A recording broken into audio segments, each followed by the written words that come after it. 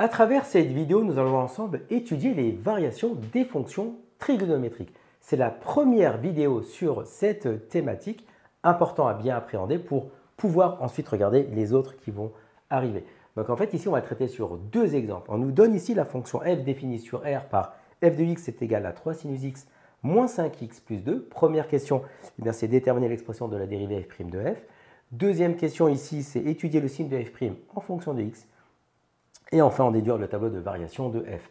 Bien entendu, plus on va avancer dans le temps en termes de compétences sur ces notions d'exercice, ça va se traduire en une seule question. Les trois questions qu'on vient de dire, c'est tout simplement étudier les variations de la fonction f. C'est parti pour cette première situation.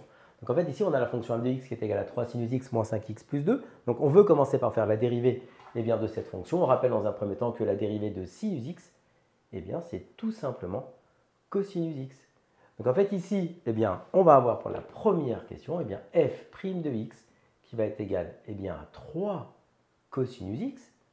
Ensuite, la dérivée de moins 5x, c'est moins 5. Et plus 2, ça donne 0. Donc en fait ici, on a bien la dérivée de la fonction f. Donc ça, c'est la première question. La deuxième question, c'est d'étudier le signe de la dérivée. Dans un premier temps, on va essayer d'encadrer la fonction f' et voir si elle est comprise entre deux réels positifs ou deux réels négatifs. Donc en fait ici, on rappelle que pour tout x appartenant à R, on peut affirmer que cosinus x, ça fait partie des notions à savoir, c'est que cosinus x est compris entre moins 1 et 1. Donc en fait ici, ce que je vais faire, je vais multiplier par 3, ici, chacun des termes de notre inégalité. Donc ça va nous faire ici moins 3, inférieur ou égal à 3 cosinus x, inférieur ou égal à 3. L'objectif, en fait, c'est de faire apparaître f', d'accord? Donc j'ai 3 cos x, j'ai multiplié tout par 3. Ensuite, je vais faire moins 5. Moins 3 moins 5, ça va nous faire ici moins 8. Ici, on va avoir 3 cosinus x moins 5. Et donc ici, on aura 3 moins 5, donc moins 2. Donc en fait, ici, qu'est-ce qu'on vient de voir? On vient de voir que pour tout réel x, on va pouvoir dire que pour tout réel x, on a encadré f' de x qui est compris entre moins 8 et moins 2. Donc en fait, ça veut dire quoi ça? Ça veut dire en fait que quel que soit le réel x, notre dérivée ici f' de x sera toujours négative parce que nous sommes compris entre moins 8 et moins 2. Donc on peut écrire maintenant que pour tout réel x, on a f' de x qui est strictement négatif. D'accord? Strictement négatif. Donc on va pouvoir, donc là c'est le signe, et maintenant on va pouvoir résumer ça dans un tableau de variation que nous allons faire ici. Et donc notre fonction, on travaille sur R, donc x moins l'infini plus l'infini. On a ici le signe de f', et enfin ici on va voir les variations de f. Variation de f. Et donc on vient de dire à la question numéro 2 que f' était strictement négatif. Donc on va mettre ici moins. Ça signifie que notre fonction f ici est strictement décroissante. Donc on a ici strictement décroissante. On verra plus tard les limites, comment calculer les limites des expressions avec des fonctions trigonométriques. Donc ça fera appel souvent au théorème de gendarme, théorème de comparaison. Donc après on pourra ici indiquer la limite en moins l'infini et en plus l'infini, mais ça fera l'objet d'une vidéo spécifique sur les limites avec les fonctions trigonométriques. On passe à l'exemple numéro 2. Deuxième situation, ici on souhaite étudier la fonction f de x égale à 2 cos x plus 7x moins 1. Donc on va commencer par calculer la dérivée de f, ensuite étudier le signe de f' et enfin dresser le tableau de variation de f.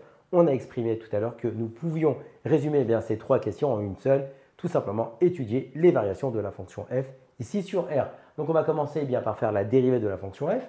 Donc ici on rappelle que cosinus x, sa dérivée, ça va être moins sinus x.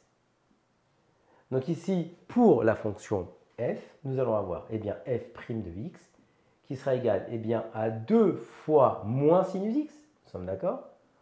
Ensuite, plus 7x, la dérivée de plus 7x, ça fait plus 7 et moins 1. Ça nous donne 0. Donc finalement, f' de x va s'écrire moins 2 sinus x plus 7. Maintenant, on va étudier le signe de f' pour la question numéro 2. Donc, on va commencer déjà par essayer d'encadrer la fonction f'. Donc ici, on rappelle, comme vu précédemment, que pour tout réel x, on peut affirmer que sinus x est compris entre moins 1 et 1.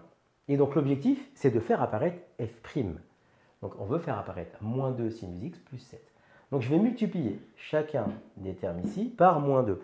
Mais si on multiplie par moins 2, ça va changer le sens de l'inéquation. Donc ça va nous faire ici moins 1 fois moins 2 plus grand, parce qu'on a multiplié par un nombre négatif, d'accord? Donc ça change le sens de l'inégalité. Moins 2 fois sinus x, moins 2 fois 1. Donc si on l'écrit encore de cette manière-là, ça nous fait quoi? Ça nous fait bien ici 2 qui est supérieur ou égal à moins 2 sinus x, qui est supérieur ou égal à moins 2. Donc nous, on va l'écrire de manière conventionnelle. Ça veut dire que moins 2 sinus x est compris entre moins 2 et 2. Donc on va l'écrire classiquement. Moins 2 inférieur ou égal à moins 2 sinus x inférieur ou égal ici à 2. Donc toujours du plus petit au plus grand. Donc ensuite, on va pouvoir maintenant ajouter plus 7.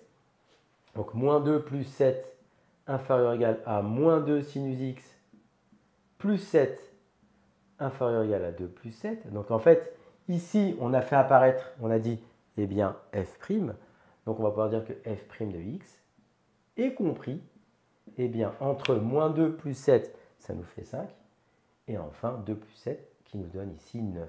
Donc en fait ici on a f' de x qui est compris entre 5 et 9. Donc ça veut dire quoi ça? C'est-à-dire que quel que soit le réel x qu'on va choisir, f' de x sera strictement positif.